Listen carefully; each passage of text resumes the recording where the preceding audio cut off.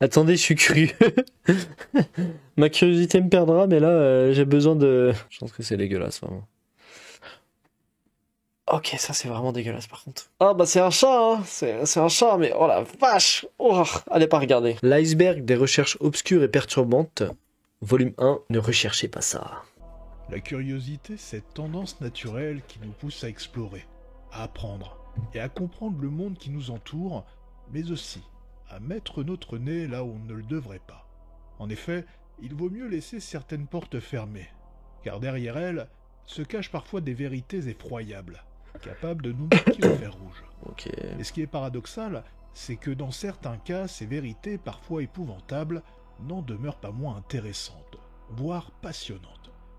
C'est donc pour cela qu'à travers une série de vidéos, je vais devenir votre guide, afin que nous puissions explorer ensemble des choses que vous ne devriez pas rechercher. Et ainsi, vous évitez de tomber dans des... Bah moi je peux vous dire ce qu'il faut pas rechercher, hein. Faut pas rechercher Two Girls One Cup, faut pas rechercher Kid in the Sandbox, faut pas rechercher One Man One Jar. C'est des exemples comme ça sortis tout droit de mon cerveau, mais ne recherchez pas ces choses-là. pourrait perturber votre cerveau à jamais.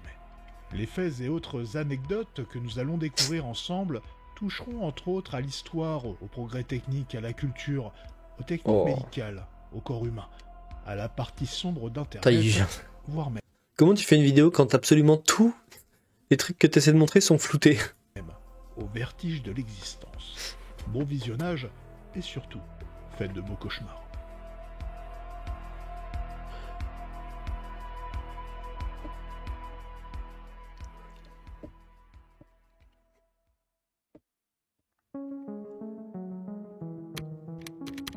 La pratique du Asuba Bhavana. La méditation sur l'aspect répugnant du corps, également connue sous le nom de Asuba Bhavana, est une pratique bouddhiste qui vise à transcender l'attachement que l'humain a au plaisir sensoriel et matériel, en contemplant les aspects impurs du corps humain. Et pour cela, Bouddha a enseigné et défini 10 objets spécifiques qui doivent vous accompagner dans votre méditation si vous souhaitez pratiquer l'Asubha Bhavana. Et quand je parle d'objets, il s'agit en fait de dépouilles humaines. What dans un the état bien fuck? précis. Oui, vous avez bien compris. La méditation sur l'aspect répugnant du corps implique de pratiquer à côté d'un mort. Attends, mais Voici. comment ça se fait qu'il n'y a pas eu déjà des histoires de tueurs en série qui font ça? Un tueur en série qui tuerait des gens juste pour avoir des corps dans un état de décomposition précis pour pouvoir pratiquer la Subha Bhavana. Jamais vu un truc comme ça. Les 10 objets Asuba. Adumataka. La dépouille est gonflée par la décomposition. Vinalaka. La dépouille est brunâtre ou violacée. Vipubaka. La dépouille est purulente. Vishidaka. La dépouille est séparée en deux. Ok. Vikavitaka. Le corps est rongé par des animaux. Vikataka. La dépouille est dispersée en morceaux. Les charognes et tout, c'est immonde, vraiment. Vikitaka. Les morceaux de la dépouille sont séparés. Je sais pas si vous avez déjà senti des animaux morts ou depuis longtemps, genre de trucs. Quand les trucs sont bouffés par les vers et tout, c'est immonde. Genre, je trouve que c'est une des pires odeurs du monde, la charogne et la viande en décomposition. C'est vraiment. C'est dégueulasse et c'est hyper dur à faire partir. Ça peut rester super longtemps, même en extérieur et tout, hein. C'est un enfer, vraiment. Oh, rien d'y penser, ça me dégoûte là, avec tous les asticots blancs là, qui grouillent là. Loitaka. Du sang coule de la dépouille. Puluvaka. Le corps est rempli de verre. Attika. La dépouille est devenue squelette. Vous comprenez donc pourquoi faire une recherche sur Google sur la pratique du Asubha Bhavana vous conduira inévitablement vers des photos tout à fait épouvantables. Il y a tout qui est flouté, putain. Il faut choisir l'un des 10 étapes précités et méditer en restant le plus proche possible de la dépouille tout en l'observant consciencieusement. C'est flouté, pas parfaitement, hein, parce que là-haut, là, on pourrait presque deviner à des moments de prendre conscience du caractère certaines images de ce mort, tout en intégrant que son corps est identique au nôtre et qu'il subira in fine un sort similaire. Visiblement, la Subha Bhavana est un antidote efficace contre les désirs lubriques. En effet, assister à un tel spectacle, ça doit sûrement refroidir. Et effectivement, couper ce genre de bander quand on est en train de mater un corps en décomposition, c'est compliqué, c'est que cette méditation doit se pratiquer à proximité de vraies dépouilles, et se retrouver de manière prolongée à proximité de tels objets, entre nous, ce n'est pas très courant. Ouais. Encore plus lorsque l'on cherche un état particulier parmi les 10 objets que l'on a vus juste avant. Ah, découpé De en plus, morceaux. je ne suis pas Oui. sûr que ce type de méditation ait une quelconque valeur si on s'appuie seulement sur des photos. J'imagine donc que cette pratique reste sans doute assez marginale parmi les bouddhistes. Il existe en fait des vidéos de Cependant- méditation. Quoi? En enquête, je peux vous confirmer qu'il existe en fait des vidéos de méditation tout simplement épouvantables et directement sur YouTube. Donc il y a des vidéos, ok. Ah, il y a des vidéos de gens qui font ça. Donc avec des vrais corps et tout disponibles sur YouTube. Putain, c'est fou la modération de YouTube, comment c'est mal foutu. Hein. Parce que du coup, tu peux voir des cadavres, quoi, dans plein d'états différents de décomposition et tout. C'est Pratique oh, reste vache. sans doute assez Le squelette, ça doit être le plus simple à marginale trouver, en parmi les vrai. bouddhistes. Cependant, Le il dernier. est à noter que dans certains monastères bouddhistes, cette pratique demeure, et lorsqu'un moine décède, on expose son corps à la vue de tous. Afin Après, de si le mec permettre à d'autres moines, est d'accord, justement, de méditer. c'est comme donner son corps à la science un peu. Hein.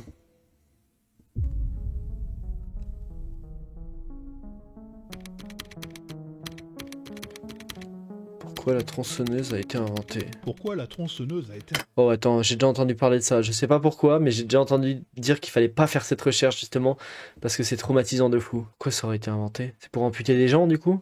C'est peut-être pour ça, pour amputer les gens. Parce que la scie ça a été inventé. Non, ça a pas été inventé pour amputer. La scie ça a été inventé pour découper du bois quand même. Mais la scie a servi pendant très longtemps à amputer les gens par contre. Peut-être que la tronçonneuse était plus pratique pour amputer. Ah mais après ça ampute pas vraiment proprement une tronçonneuse. Hein. Parce que les dents elles sont comment? Elles sont en décalage les dents d'une tronçonneuse. Donc ça coupe pas nettement dans la chair en tout cas. C'est marrant comme concept, les recherches Google à éviter. Alors, est-ce que vous savez pourquoi on a inventé la tronçonneuse? Non, ce n'était pas pour faciliter la coupe du bois. C'était la coupe des membres. Vous voulez En vraiment vrai, qu'on fasse cette ma théorie recherche? c'est ça. Bon, d'accord. C'est satisfaisant de En voir fait, des. Je viens de me cet rendre compte objet- que c'était aussi satisfaisant de voir des tronçonneuses découper du bois. Que cette scène vient de me satisfaire. A été inventé pour faciliter le travail des médecins accoucheurs au Accoucheurs XVIIIe siècle. Oh non, c'est pour ouvrir les. Vous avez bien entendu. Non, c'est pour ouvrir le ventre des À femmes. première vue, ça paraît assez épouvantable. Mais attends, what? Et en Mais c'est fait, pas dangereux pour le je bébé? confirme que ça l'est.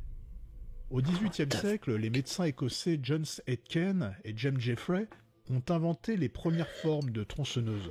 Bien évidemment, à cette époque, pas d'électricité ni de moteur thermique, nous sommes sur un outil purement manuel. L'outil se composait d'une longue chaîne dentée avec une poignée à chaque extrémité.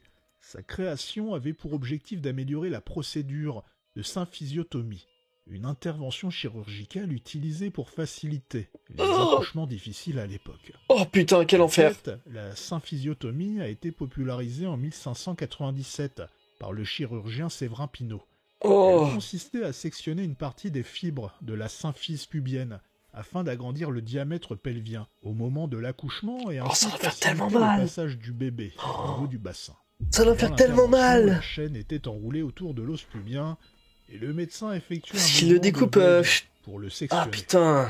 Je ne sais pas pour vous, mais rien que d'imaginer l'intervention, ça me met plutôt mal à l'aise. Ah ouais, moi ça me file des frissons, Considérée putain, comme l'un ah des la outils vache! les plus efficace, cette scie à os permettant une coupe nette et rapide était utilisée dans bien d'autres types d'opérations ensuite. En 1830, Bernard Henn C'est la tronçonneuse à la main, t'es obligé d'actionner. incluant une poignée manivelle. Voilà. Maintenant, vous savez pourquoi et comment la tronçonneuse a été inventée. J'imagine que certains ou certaines d'entre vous Oh, n'avaient c'est finalement dégueu. pas Oh très putain. envie de savoir tout ça. Oh, c'est bien pour ma culture générale, je pourrais le ressortir en soirée, mais putain, fait chier quoi. Ça dégoûte. Le subreddit 50-50.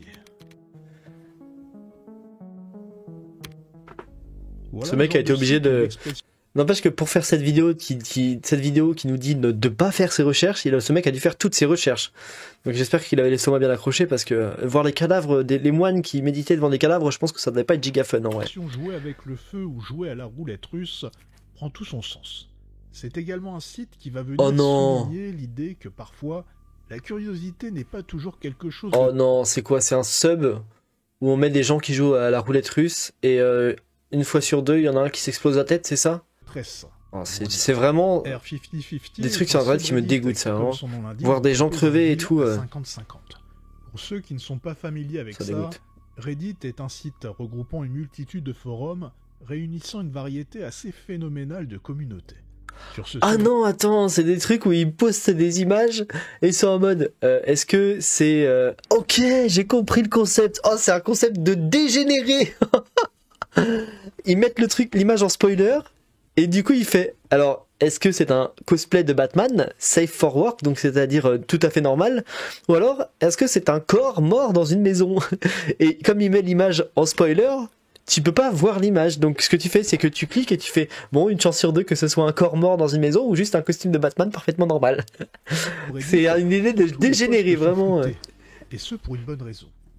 Car en effet, lorsque vous cliquez sur l'image floutée du Ah, j'ai post, pas mis les vous sous-titres. avez une chance sur deux de tomber sur une photo ou une vidéo Ouais, c'est tout à ça, fait voilà. mignonne, Putain, c'est des malades. ou bien sur quelque chose de tout à fait Oh, c'est des. épouvantable. Et quand je dis épouvantable, je parle de choses parfaitement indiffusables sur YouTube. Oui, bah, Les tu m'étonnes. posts sont agrémentés d'un titre qui permet de voir sur quoi le pari se porte. Voici quelques exemples. Une Je magnifique- comprends que ça marche bien en plus parce que j'ai presque envie de cliquer moi.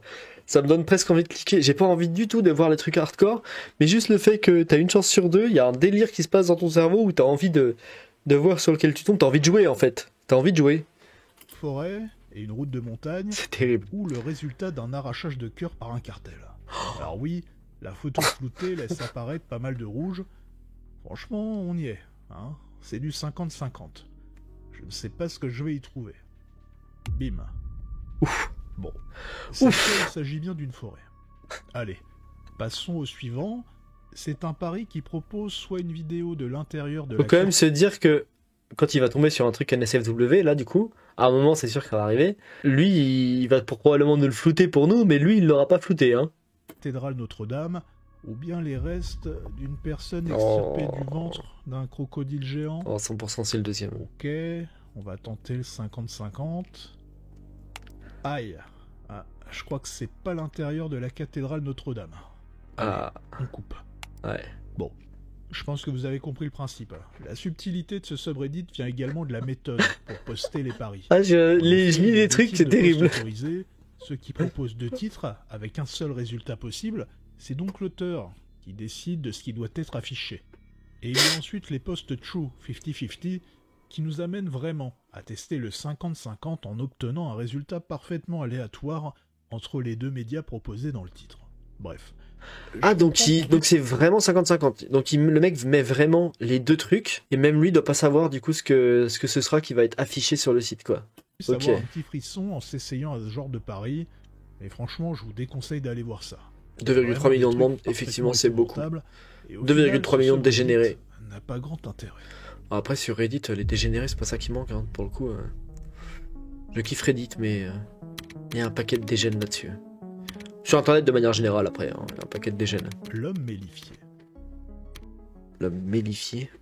Putain, j'ai mal aux L'homme jambes. mélifié, à la base, c'est Oh, une substance j'ai avoir des courbatures. médicinale légendaire, obtenue en macérant un corps humain embaumé dans du miel.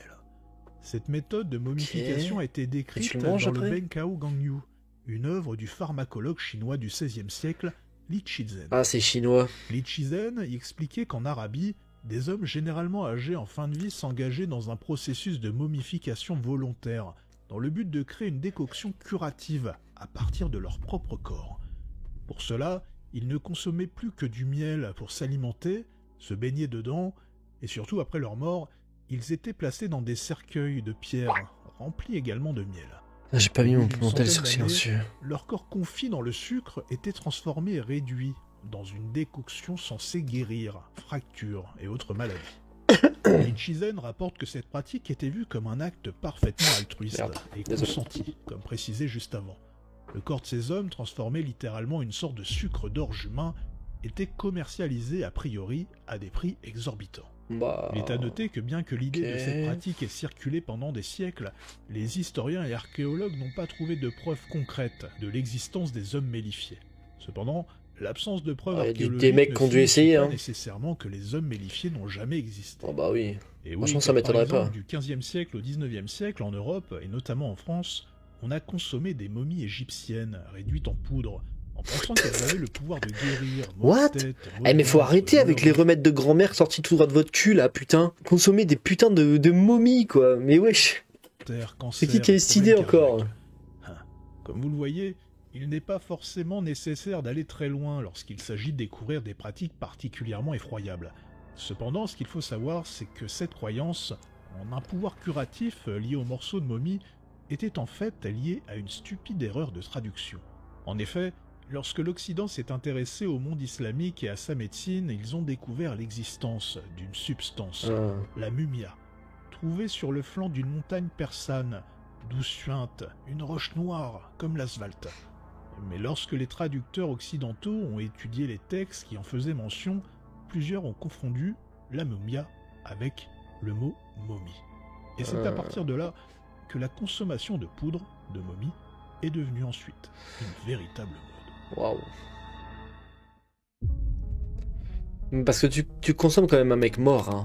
Je veux dire, c'est peut-être une momie, il est peut-être mort depuis très très longtemps, mais c'est quand même un mec mort, hein. Kératoprothèse. Ostéo, odonto, kératoprothèse. Ostéo, donc les os, les dents. Kératoprothèse. Prothèse de kératine, en ce genre. Donc avec des ongles, peut-être. Les ongles, c'est fait de kératine. Et les cheveux aussi. Kératoprothèse. Il est parfois préférable d'ignorer l'existence de certaines choses. Cependant, bien que le sujet que nous allons aborder puisse conduire à des photos quelque peu perturbantes, l'exploit médical qu'il représente est tout simplement incroyable. Les ongles. L'ostéo-odonto-kératoprothèse, aussi appelée chirurgie de dents dans l'œil, est une procédure médicale qui vise à restaurer la vision des patients souffrant de maladies de la cornée et de la surface oculaire. Cette intervention est réservée aux cas les plus graves. Voici comment se déroule la procédure. On extrait une dent du patient ou d'un donneur, puis on découpe une lamelle longitudinale dans cette dent. Généralement, on sélectionne une canine, car c'est souvent elle qui a la racine la plus longue et la plus large, pour y découper la lamelle. Ensuite, on y perce un trou. Oh, les mecs qui ont eu cette idée, c'est des génies. La lamelle est ensuite implantée à l'intérieur de la joue du patient par chirurgie, afin de cultiver le tissu conjonctif sur l'implant, et ce pendant plusieurs mois. Enfin, la lamelle est implantée sur l'œil malade. Cette procédure a été initiée par le chirurgien ophtalmique italien, le professeur Benedetto Strampelli. Mais c'est trop intelligent. Comme indiqué juste avant, elle est utilisée pour traiter des maladies graves, généralement auto-immunes, comme le syndrome de Steven-Johnson, qui détruit la peau et les muqueuses des personnes atteintes, ou lors de blessures impliquant des produits chimiques corrosifs. Bon, le résultat de l'opération est assez impressionnant et c'est pour ça que je peux pas vous le montrer. Je vous déconseille d'ailleurs de faire cette recherche sur Google. J'ai presque envie d'aller regarder. La greffe permet à la personne de retrouver la vue, au moins en partie. Cependant, sur le plan esthétique, l'œil a un aspect quand même très particulier. Ok, je vais pas vous la montrer, mais moi il faut que j'aille voir. Chez vous, n'hésitez pas à aller faire la recherche aussi. Ostéo, odonto, kératoprothèse. Ah bah c'est écrit en bas. Ostéo, odonto, kératoprothèse.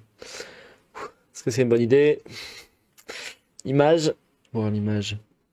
Ouais, bah écoutez, si vous êtes dégoûté par le sang et les chirurgies, allez pas regarder, hein. Après, si ça vous retourne pas, si les chirurgies ou genre de trucs, ça vous retourne pas complètement l'estomac, en vrai, ça va. C'est un peu dégueu, quoi. Ouais, c'est clair que c'est un peu dégueu. Oula vache. Ouais, c'est dégueulasse, mais bon. En fait, l'œil, il est immonde. Vraiment, ça rend l'œil dégueulasse de ouf, quoi. Genre, t'as l'impression que le mec a l'œil qui va exploser ou qui est hyper infecté. C'est vraiment dégueulasse à voir. Mais bon, ça va. Si vous êtes pas trop sensible à ce genre de truc, je pense que ça peut aller. Mais ouais, par contre, si vous êtes dégoûté par le sang ou les trucs dans le genre, allez pas voir. Hein. Vous allez pas voir, quoi. Hein, et ça peut être assez perturbant. Un autre truc qu'il faut pas taper sur internet, c'est balanite. Si je devais décrire voilà, le je vous donne résultat de l'opération, des petites astuces comme ça. Imaginez à la place de l'œil une boule de chair avec un petit trou au centre. Ouais, c'est plutôt bien décrit, ouais. Il est important de noter que cette procédure comporte malgré en gros, vous voyez là, ce qu'il a flouté, probablement parce que son œil est extrêmement gonflé. J'ai vu une photo d'un mec un peu dans le genre, où en fait l'œil, ça fait une boule de chair, et c'est immense en fait, c'est vachement plus grand que là en fait, ça ressort vachement et tout, c'est immense, c'est dégueulasse, vraiment c'est vraiment dégueulasse. Des risques d'échec. Il flotte à balle chez moi. À long terme de 181 patients a mis en évidence un bon maintien. Je vais courir sous la flotte tout à l'heure, c'était pas ouf. Après 18 ans pour 85% des personnes. Quoi? Un patient a mis en évidence un bon maintien de l'ostéo-odonto-kératoprothèse après 18 ans pour 85% des personnes. Ouais, donc c'est une opération qui est vraiment hyper efficace, quoi. Mais c'est trop intelligent comme opération, par contre, hein, genre... le concept est trop... marche vraiment bien. Enfin, fallait y penser, quoi. L'art de Patricia Piccinini. Piccinini. Patricia Piccinini, artiste australienne née en 1965, est une figure emblématique de l'art contemporain. Elle est connue pour ses œuvres d'art hyper réalistes représentant des créatures fantastiques qui, lorsqu'on s'y attarde, génèrent chez le spectateur un sentiment. Oh, ça me fait penser à un film de Cronenberg, là. Comment ça s'appelle? Oh, où il joue à des jeux vidéo et tout est organique. Mais de toute façon, ça fait penser à n'importe quel film de Cronenberg, en fait. Il y a un problème avec les trucs organiques, Cronenberg, là, et... Les œuvres de Patricia Piccinini fusionnent l'humain, l'animal et le monstrueux. Ces créatures, fabriquées à partir de silicone, de plastique... Ouais, ça fait vraiment penser à un truc de Cronenberg, ou ce genre de choses. Et familières, mais aussi tout à fait repoussantes. Pour les personnes un peu sensibles et impressionnables, je peux comprendre qu'explorer son art pourrait tenir de l'épreuve. Parmi ses œuvres les plus célèbres, et sachez qu'il en existe une multitude plus perturbantes les unes que les autres, citons Graham, une sculpture d'un homme taillé génétiquement pour survivre à un accident de voiture. Pour créer Graham, Piccinini a collaboré avec un chirurgien traumatologue et un spécialiste. Ah, c'est délire. Non, mais c'est trop intéressant comme art. Parce que du coup, elle a créé un vrai mec qui, si génétiquement il avait été créé pour résister à un accident de voiture, il ressemblerait à ça. C'est trop intéressant. Pour produire ce corps humain censé résister. Donc il doit avoir énormément de muscles autour des côtes pour pas se faire briser les côtes dans le cas de... avec la ceinture peut-être, ce genre de choses. Ah oui, il a l'air d'avoir des excroissances au niveau des côtes et tout, ouais. Pour, je sais pas à quoi ça peut servir les excroissances là. Accident de voiture. Une autre œuvre, Teenage Metamorphosis, représente une créature hybride allongée sur un drap, avec une copie de la Métamorphose de Kafka à côté de sa tête. Un livre qui a justement questionné l'hybridation. Ah ouais, parce que Métamorphose c'est Ovid aussi. La perte de son humanité, mais aussi de son identité. Visiblement, à travers ses œuvres, Piccinini cherche à questionner notre monde moderne. Elle explore les concepts. Non mais même son canapé, what the fuck? Qu'est-ce que c'est que ce canapé? La manipulation génétique. On a plein partout derrière là. Afin de nous faire réfléchir sur l'altérité.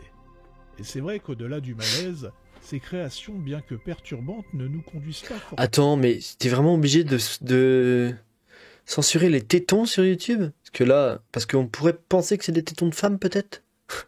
C'est grave, hein. C'est grave. C'est un rejet total. Car en effet, on arrive parfois à y percevoir une certaine grâce, de la fragilité. Ouais, la fragilité, je comprends. Les regards, de l'empathie. De sincérité, ils sont sans doute pour beaucoup. Ouais, c'est ça, les yeux. Hein. Et puis l'aspect un peu anthropomorphique des visages et tout. Des visages qui ont l'air humains, d'enfants des fois, ce genre des choses. Puis des visages, des regards et des visages doux en fait. C'est doux en fait. Il y a rien qui te fait peur dans ce visage en fait. T'as presque envie de lui faire un câlin. Quelle qu'elle soit, dans le cas des œuvres de Patricia Piccinini, c'est mission accomplie.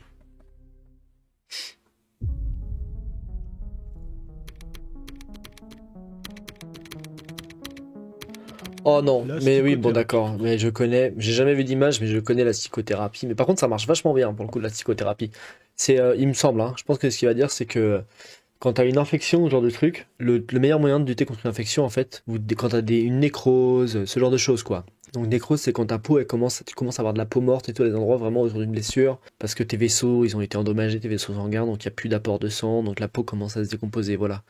La psychothérapie, c'est hyper efficace dans ce genre de cas, parce que ça peut sauver ton membre carrément, ça peut t'éviter l'amputation dans certains cas, parce qu'en fait, les asticots, ils vont manger toutes les peaux mortes et tout, autour de ta blessure, tout ce qui est nécrosé, tout ce qui est mauvais en gros, et du coup, en fait, ils vont nettoyer ta blessure, du coup, ça peut permettre parfois de battre des infections, ou ce genre de trucs, c'est hyper efficace. Mais c'est dégueulasse.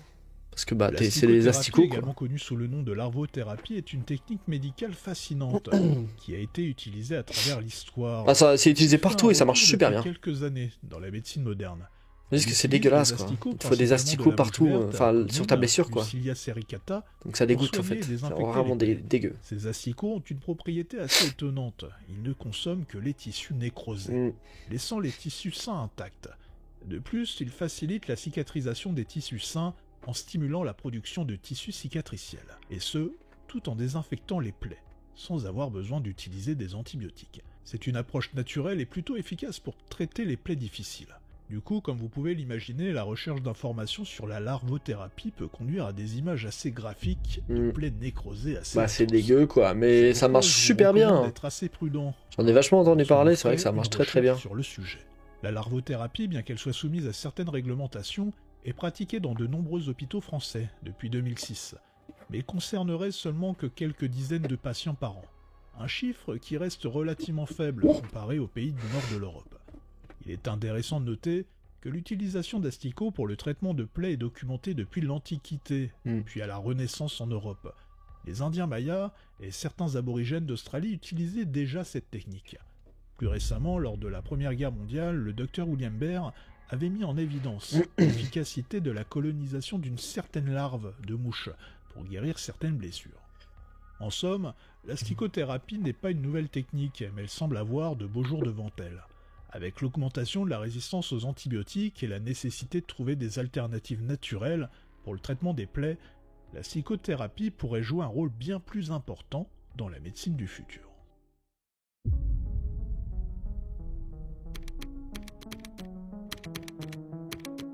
Chase No Face. Chase No Face est une chatte qui a vécu une histoire assez terrible. À seulement 4 semaines, elle a été renversée par une voiture, ce qui l'a laissé... Elle va avoir un visage malgré les efforts des chirurgiens de la clinique vétérinaire de Chevy Chase à Lexington dans le Kentucky, ils n'ont pas réussi à lui reconstruire la face. Sans museau, ni paupières, la face de Chase est devenue plate, et ses globes oculaires totalement exposés. Il est à noter qu'elle a également perdu une patte dans l'accident. Au vu de son apparence, il semblait peu probable qu'elle soit adoptée. Cependant, Melissa Smith, une assistante... Attendez, je suis curieux. Ma curiosité me perdra, mais là, j'ai besoin de savoir. C'est quoi Chase No Face? Je vous dis si c'est hardcore ou pas. Je pense que ça l'est. Je pense que c'est dégueulasse, vraiment. Ok, ça c'est vraiment dégueulasse, par contre. Oh putain de merde.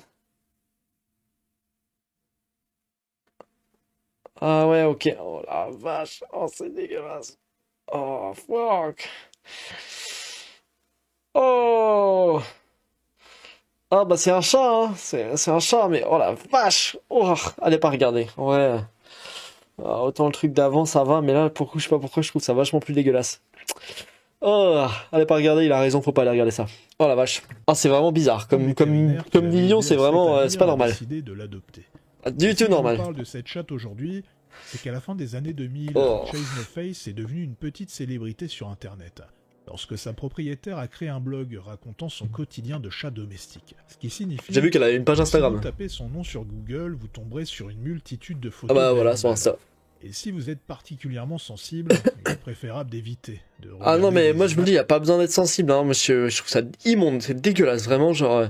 Pourtant, enfin, le chat est vivant et tout, vit, hein, enfin, il a pas l'air de souffrir, mais oh, par contre... Ah, c'est trop bizarre, vraiment, comme vision, c'est vraiment trop bizarre. Chase No Face, ça dégoûte. Peut vraiment être perturbante. Malgré son apparence, Chase a vécu une vie tout à fait normale. Une vie exposée au jour le jour sur le blog de Melissa. Cependant, ouais, le chat a l'air d'aller bien. Séquelles liées à son accident, Chase devait malgré tout recevoir des soins quotidiens assez particuliers pour garder ses yeux humides. Ah bah oui, il y avait la patte paupière. On pourrait se demander comment elle se reposait pendant la journée. Ouais. Apparemment, elle dormait sous des... Non, parce que là, il y a un tapis de sa tronche. Alors, je peux vous dire que c'est gentil hein, comme tapis. Vraiment, je vous assure que c'est pire. Je vous assure qu'elle a beaucoup moins la forme d'un visage que ça, hein, sa gueule. Hein. Vraiment, c'est dégueulasse. N'allez pas regarder. Je sais que vous allez regarder. Elle dormait sous des couvertures lorsque la pièce était éclairée par le soleil. Comme moi. Elle ne souffrait pas. Bref, au fur et à mesure des années, des milliers de personnes se sont attachées à cette chatte, qui aurait dû avoir un destin bien plus tragique si elle n'avait pas croisé le chemin de Melissa. Melissa Smith, après avoir partagé sa vie pendant 16 ans avec sa chatte, a annoncé en 2021 le décès de l'animal, de cause naturelle. Ce qui est plutôt un âge honorable, au regard de son histoire. Oui, 16 ans, c'est un très bon âge pour un chat. Le tératome. Beaucoup de chats qui n'arrivent pas à 16 ans. Ils se font shooter avant. Le tératome, dérivé du mot grec téras, qui signifie tumeur monstrueuse, est une tumeur complexe qui se développe à partir de cellules germinales primitives. De toute façon, tout ce qui touche à la chirurgie et au corps humain, c'est généralement très dégueulasse. Hein. Enfin, et au corps de manière générale, du coup, parce que le corps du chat, c'est dégueulasse aussi. Parfois, ces cellules ne vont pas produire ce pour quoi elles sont prévues. Et elles vont générer un tératome dans l'ovaire chez la femme et dans le testicule chez l'homme. Ce qui rend le tératome assez effrayant et perturbant, en dehors de sa taille, c'est qu'il peut produire toute une variété de cellules, et notamment des choses qui n'ont des dents, ce genre de rien à trucs, faire c'est là où est dégueulasse. posé le tératome. Ouais, Le tératome des peut dents, être voilà, et tout, matulant, c'est c'est-à-dire qu'il immonde. va se développer en une variété de cellules pour produire des cheveux, des dents, Ouais, non, du et cartilage. c'est dégueulasse, ce Concernant genre de les truc. femmes, il arrive que la détection d'un tératome ovarien se fasse totalement par hasard, lors d'une échographie ou d'un IRM, car sans réels symptômes. Chez l'homme, le tératome mature testiculaire sera repéré bien plus précocement, et on ne lui laissera pas le temps de se développer, contrairement aux femmes, où il sera caché à l'intérieur Ah du oui, c'est à ventre. l'intérieur chez les Il femmes. s'agit d'une tumeur Chez l'homme, bénigne. c'est pas à l'intérieur. Enfin, c'est à 99% l'intérieur, mais à des l'intérieur d'une couille, donc ça se Et voit, quoi. franchement, si vous faites une recherche sur Google d'un tératome mature, Non, vous j'en ai déjà risquez vu, d'être c'est dégueulasse. quelque peu perturbé par la chose. Ouais, c'est Je dégueu. vous conseille d'aller voir ça. S'imaginer avoir une boule de chair pleine de dents et de cheveux dans le ventre. Bah, imaginez-vous comme si c'était un fœtus pas formé, en fait. Un fœtus qui est genre vraiment mal formé de ouf et tout, qui va vraiment pas trop arriver à terme, mais il y a quand même des cheveux, des dents, des trucs, c'est dégueulasse, quoi. C'est vraiment immonde, c'est une vraiment boule de chair. Le tératome peut être aussi immature, bien que rare, ce tératome est toutefois plus dangereux et a un développement rapide. Il va directement créer des lésions cancéreuses sur l'organe et ne va pas générer, comme le tératome mature, des excroissances type dents ou cheveux. Il est à noter qu'il existe également des tératomes intracrâniens, qui peuvent produire des poils et des dents, directement dans le cerveau. Oh. T'imagines? Vie, La première recherche de son Google à lui, là, c'était Angelo la débrouille mort. Hein. Accident échafaudage Lausanne, Suisse. Fais attention avec les recherches. vie ASMR. Oui, ASMR. Comment ça peut être Si dégueulasse vous de êtes un amateur l'ASMR? d'ASMR et que vous prenez plaisir à regarder des personnes manger avec appétit, tout en produisant des bruits de bouche intenses, alors bienvenue sur la chaîne YouTube Vie ASMR. Lancée en 2018, cette chaîne vous offre l'opportunité de profiter de plusieurs centaines Oh, qu'est-ce de qu'elle vidéos mange? de dégustation. Ça a l'air Je dégueu. vous C'est des propose trucs dégueux qu'elle d'abord mange? d'illustrer cette chaîne avec un extrait. Dites-moi qu'elle mange pas des La animaux dame vivants. déguste un gâteau. Car C'est en la meuf effet, qui mange des animaux je vous vivants? déconseille vivement d'aller plus loin. En vrai, il y a moyen que ce soit la meuf qui mange des animaux vivants. Je sais que il y avait une vidéo, il y avait une meuf qui à un moment qui avait fait une giga polémique sur YouTube parce qu'en fait elle butait des animaux, elle torturait des animaux et tout avant de les manger et tout. C'est L'âme est capable de manger absolument tout, avec un plaisir évident. Du chat à la vapeur, du chien grillé, de l'utérus de truie, de la cervelle de cochon, des saucisses de chien, des larves d'abeilles. Et ce n'est qu'une infime partie ah, le chat à la vapeur et le chien grillé, putain de merde. Oh mais regarde ces miniatures, regarde les miniatures. Oh non, vous voyez pas. Oh, regarde les miniatures, putain. C'est dégueulasse. Elle a fait une miniature avec un petit chaton là. Et un petit chien là. Putain, cette malade. Quelle grosse malade. Oh, c'est dégueu. de ce que vous pourriez découvrir sur cette chaîne si vous décidez d'y jeter un œil. Putain. Il est assez difficile de retracer l'origine de cette chaîne. Apparemment domiciliée aux États-Unis, elle a probablement aux changé de States. propriétaire il y a environ 2 ans, car depuis, elle a changé de nom et de contenu. En effet, les vidéos de dégustation ont laissé place aux vidéos de sport, Ah ouais? avec The Vixen Oh, putain, Workout, la vache. des vidéos qui visiblement Délire. rencontrent beaucoup moins de succès. Ah bah. Bref, il s'agit d'un contenu plutôt difficile à regarder sans grand Ah ouais, mais elle a fait 1,9 million de vues sur celle-là, 291 000 vues sur celle-là. Des vidéos où elle bouffe des chats à la vapeur, quoi. Oh, c'est dégueulasse, putain. intérêt, mais qui frôle sur Ça me certaines dégoûte. vidéos les 2 millions de vues.